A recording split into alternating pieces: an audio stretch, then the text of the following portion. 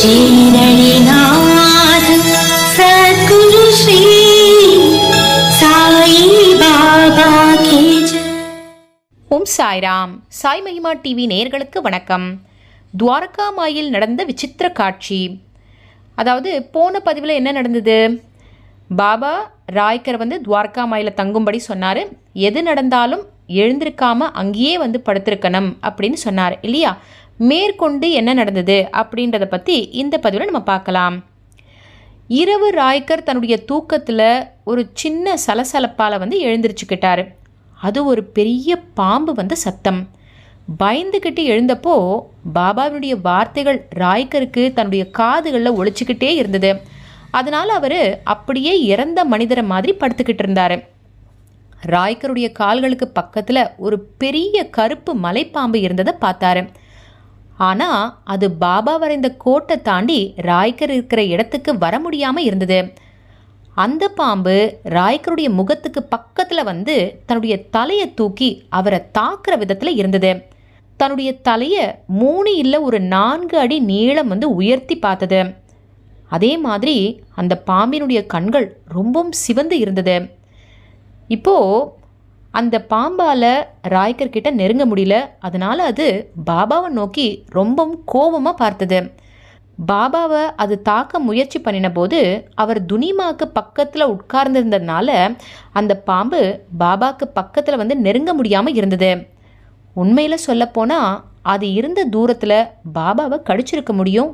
ஆனால் அந்த பாம்பால் ஒன்றும் செய்ய முடியாமல் இருந்தது. இது எல்லாம் பார்த்த ராய்க்கருக்கு ஒன்றுமே புரியலை. இதெல்லாம் ஒரு பக்கம் நடந்துட்டு இருக்கும்போது பாபாவோ அமைதியாக அங்கே உட்கார்ந்துக்கிட்டு அல்லாவுடைய பெயரை ஜெபம் பண்ணிட்டு இருந்தார். அப்போது பாபாவினுடைய தலைக்கு பின்னால் ஒரு பிரகாசமான ஒளிவட்டம் தெரிஞ்சுது.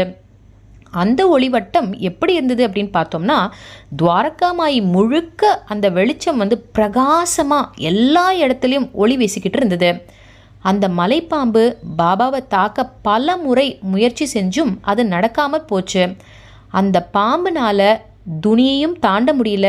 அதனால் அது தன்னுடைய வாலை ரொம்ப கோபத்தோடு தரையில் அடிச்சுக்கிட்டே இருந்தது. இப்படியே கொஞ்சம் நேரம் நடந்தது. கடைசியாக பாபா அவருடைய தியானத்தில் இருந்து வெளியில் வந்தார். பாபாவினுடைய தலையின் பின்னால் இருந்த அந்த ஒளிவட்டம் மறைஞ்சது. பாபாவினுடைய கண்கள் ஒரு வலுவான ஒளியை கொண்டது. அந்த நேரத்தில் பாபாவினுடைய கண்களில் இருந்து பிரகாசமான ஒளி பாய்ந்தது. அதே நேரத்தில் அந்த பாம்பினுடைய கண்களில் இருந்தும் பிரகாசமான ஒளி வந்தது.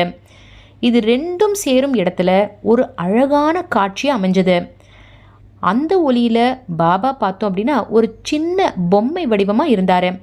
அந்த பொம்மை மாதிரி இருந்த பாபாவினுடைய உருவம் பார்த்தோம் அப்படின்னா மெல்ல மெல்ல முன்னோக்கி நகர்ந்து பாம்பினுடைய கண்களில் இருந்து பாய்ந்த அந்த ஒளியை அப்படியே விழுங்குது. அதுக்கப்புறம் பாபாவினுடைய அந்த சின்ன உருவமானது பாபாக்குள்ளேயே மறைஞ்சிடுது. அந்த பாம்பு ராய்க்கர் உடலுக்கு மேலே ஊர்ந்து போச்சு. கடைசியாக அது எங்கே போச்சு அப்படின்றது கடவுளுக்கு மட்டும்தான் தெரியும் அப்படின்னு சொன்னார் ராய்க்கர். இது எல்லாம் நடந்ததுக்கப்புறமா ராய்க்கருடைய உடல் பயத்தில் அப்படியே நடுங்கிக்கிட்டு இருந்தது. அவருக்கு ஒன்றுமே புரியல. ராய்க்கர் அந்த பயத்தில் அவர் பாதி இறந்துட்டதாகவே நினச்சிக்கிட்டாரு. அதுக்கப்புறம் அவர் எப்போ தூங்கினார் அப்படின்றது அவருக்கே தெரியாமல் போச்சு. மறுநாள் காலையில் பாபா அவரை தூக்கத்திலேருந்து எழுப்பினார். அந்த நேரத்தில் ராய்க்கருக்கு அதிகமான காய்ச்சல் இருந்தது. இருக்காதா பின்ன? பாபா அவருடைய சட்காவை எடுத்து ராய்க்கருடைய தலையில் 3 முறை அடித்ததுக்கு அப்புறமா தான் அவருடைய காய்ச்சல் குறைஞ்சது.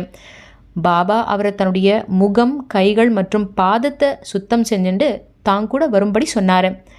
அப்புறம் பார்த்தோம் அப்படின்னா பாபா தன்னை ஊருக்குள்ளே அழைச்சிட்டு போனார்.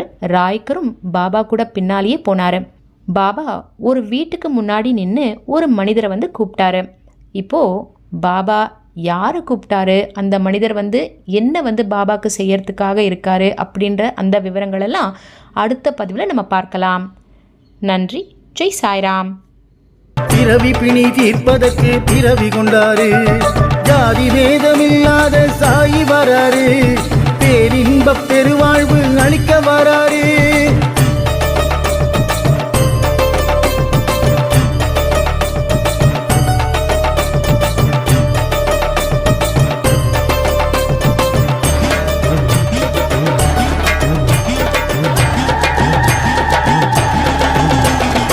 ஆழ்கடலின் அமைதியாக சாயி வராரு 6 வித மனரோகம் தீர்த்து வைப்பாரு ஆழ்கடலின் அமைதியாக சாயி வராரு 6 வித மனரோகம் தீர்த்து வைப்பாரு வாராரு வாராரு சாயி வராரு